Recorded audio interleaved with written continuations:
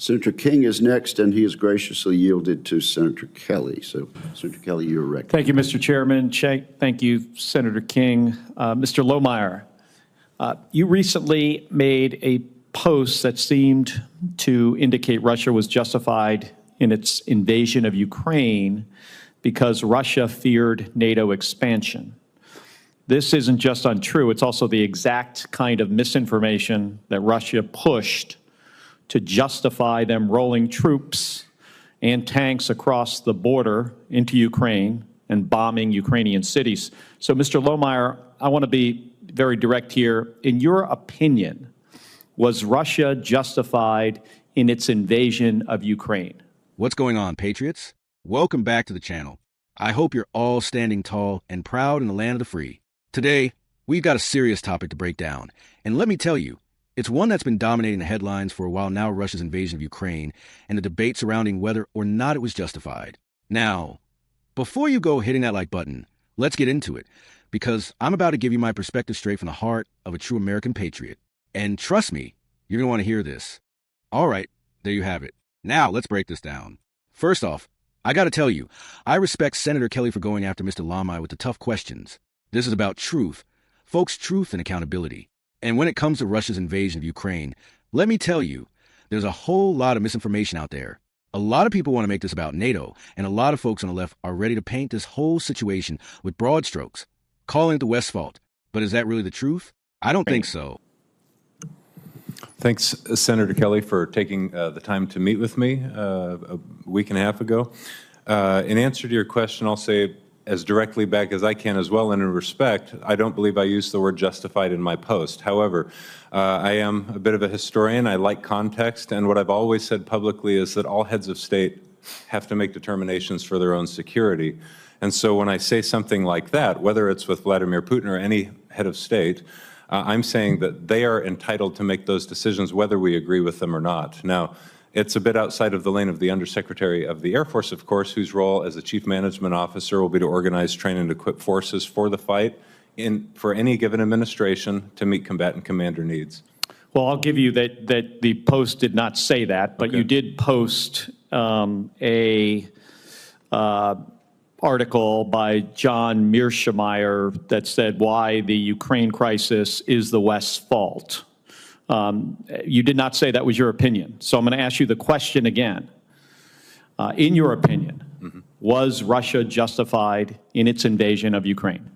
For context, which always, of course, Senator, as you're aware, matters a great deal, that was an article that was written by John Mearsheimer, an international relations scholar, in 2014, and it was a comment about Russia's annexation of Crimea in 2014 and some of the history leading up to that. It was not an article that had any bearing upon what happened in the decade that followed per se, but it was an international relations academic piece that talked about the annexation of Crimea.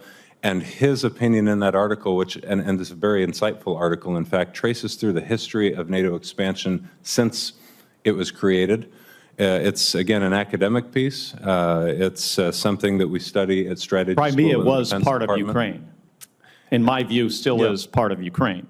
Yes, Senator, and the point I just make in bringing that up is that the opinion that was shared in that post about that article had to do with past conflict and implications for the ways in which allies interact on the world stage and how that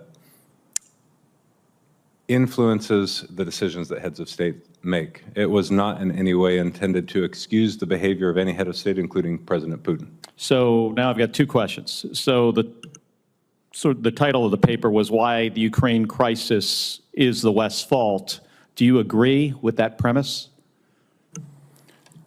It's an enticing title. Again, it was pertaining to decisions that were being made a decade prior to the conflict that you're asking about. It's an incredibly informative academic work that is based in international relations theory. I very much like the paper and would still recommend to people today, if they're interested in understanding the conflict in the region, it's a rich resource of information. Do you agree that the Ukraine crisis is the West's fault? No, because that's far too simplistic. Again, global politics is messy and complicated affairs. What I will say is that it's very clear. A couple of years ago, Russia invaded Ukraine, and Ukraine's been on the defensive trying to fight that war, and of course has had bipartisan support in this Congress. So was Russia justified in invading Ukraine? Senator, with respect,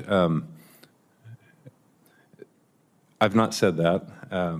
Well, that's why I'm asking you the question. I know you are, and I really, the reason I'm hesitating shouldn't be taken or interpreted to imply an answer one way or the other. I like context. I don't like yes and no's, and I don't like soundbite media.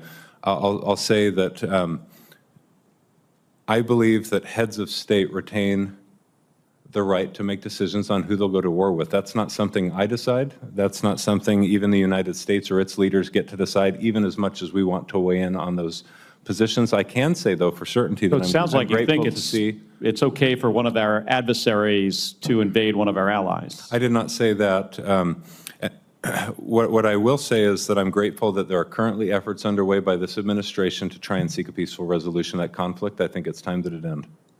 All right. Thank you. Thank you, Mr. Chairman.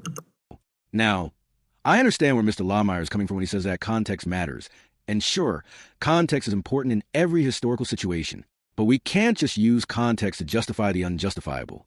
When you look at the bigger picture, Russia invaded Ukraine under false pretenses. And we can't let that get lost in the shuffle of academic theories and historical analyses. The invasion wasn't just a defensive measure from Russia. This was an outright act of aggression, no matter how many times the media or the left try to paint it as something else. Now, let's talk about NATO for a second. We've heard this argument over and over again. Russia feared NATO's expansion, and that's why they invaded Ukraine. But let's be real here, this isn't about NATO expanding into Ukraine. This is about Putin wanting to reestablish Russia as a superpower, and make no mistake. Patriots, his invasion is about control, not fear of NATO. NATO didn't force Russia to invade Ukraine. Putin made that decision all on his own. Now, sure, NATO's expansion the past few decades might have rattled Putin's cage, but we don't answer to Russia. The United States, along with its allies, has every right to stand firm against an aggressive dictator like Putin. We cannot let fear dictate our global alliances. And I'll tell you right now, a strong NATO is essential for security of the free world. And yes, Ukraine has every right to be a part of that world. Then there's the whole idea that the Ukraine crisis is the West's fault. Listen, folks, I'm not here to say the West is perfect, but I'll be damned if I'll sit here and let the left-wing media tell me that somehow this is our fault. The Ukraine crisis didn't start when NATO started expanding. It didn't start because of Western interference. No, it started because Vladimir Putin made the decision to roll his tanks across Ukraine's border and bring destruction to an entire nation. Mr. Lomire, while I get that you're trying to put this into an academic context, let's be clear the West didn't ask for this. NATO didn't ask for this. Ukraine didn't ask for this. Putin chose this path of violence, and now the entire world is paying the price. Now, I want to point out something Mr. Lomire said in the video. He mentioned that heads of state have a right to make decisions about who they go to war with. And I get what he's trying to say there. Sovereign nations have the right to protect their interests.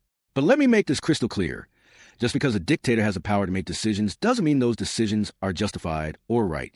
We're talking about the invasion of a peaceful country here, a democratic nation that has every right to decide its own future without a foreign power coming in and dictating its terms. Now, as patriots, we've always stood for freedom, democracy, and the protection of the oppressed. Ukraine is a country fighting for its sovereignty, and while we might not be able to send American boots on the ground, and we should be cautious with our military involvement, we have a moral obligation to support them. We've sent aid, we've sent weapons, and we've given them the support they need to defend themselves against this Russian aggression. But we can't just stop there. We have to keep the pressure on. We have to stand firm in our commitment to help Ukraine win this fight. It's not just about Ukraine. It's about sending a message to every other authoritarian regime out there that the free world will not back down. We won't just let tyrants have their way. One thing I've always believed, and I'm sure many of you agree, is that appeasement never works. History has shown us that time and time again. The more we give in to aggressors like Putin, the more emboldened they become. If we let him get away with this, what's next? Belarus? The Baltics? We cannot afford to let this man, or any dictator, continue unchecked. We cannot afford to be weak, and we can't be afraid of what others might say. Strength, not weakness, is what wins in global politics. Now, don't get me wrong, I am all for peace. I am all for diplomacy. But you don't get peace through weakness.